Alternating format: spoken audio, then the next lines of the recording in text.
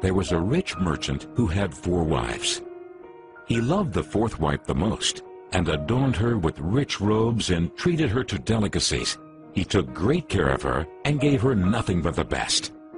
He also loved the 3rd wife very much. He's very proud of her and always wanted to show off her to his friends. However, the merchant is always in great fear that she might run away with some other men. He too loved his 2nd wife.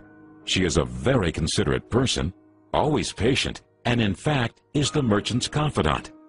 Whenever the merchant faced some problems, he always turned to his 2nd wife, and she would always help him out and tide him through difficult times. Now the merchant's 1st wife is a very loyal partner and has made great contributions in maintaining his wealth and business as well as taking care of the household.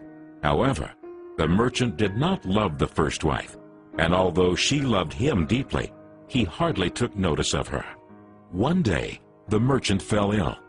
Before long, he knew that he was going to die soon. He thought of his luxurious life and told himself, "Now I have 4 wives with me, but when I die, I'll be alone. How lonely I'll be."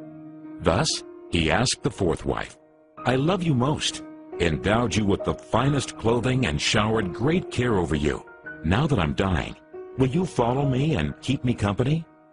"No way," replied the 4th wife, and she walked away without another word.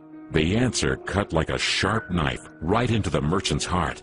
The sad merchant then asked the 3rd wife, "I have loved you so much for all of my life.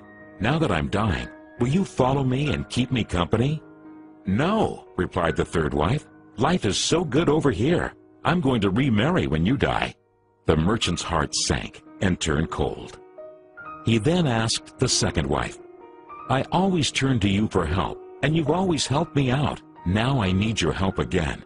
When I die, will you follow me and keep me company?"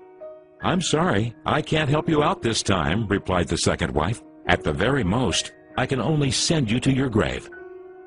The answer came like a bolt of thunder, and the merchant was devastated. Then a voice called out, "I'll leave with you. I'll follow you no matter where you go." The merchant looked up, and there was his 1st wife. She was so skinny, almost like she suffered from malnutrition. Greatly grieved, the merchant said, "I should have taken much better care of you while I could have." Actually, we all have 4 wives in our lives. The 4th wife is our body. No matter how much time and effort we lavish in making it look good, it'll leave us when we die. Our 3rd wife? Our possessions, status, and wealth. When we die, they all go to others. The 2nd wife is our family and friends. No matter how close they had been there for us when we're alive, the furthest they can stay by us is up to the grave. The 1st wife is in fact our soul, often neglected in our pursuit of material, wealth, and sensual pleasure. Guess what? It is actually the only thing that follows us wherever we go. Perhaps it's a good idea to cultivate and strengthen it now, rather than to wait until we're on our deathbed to lament.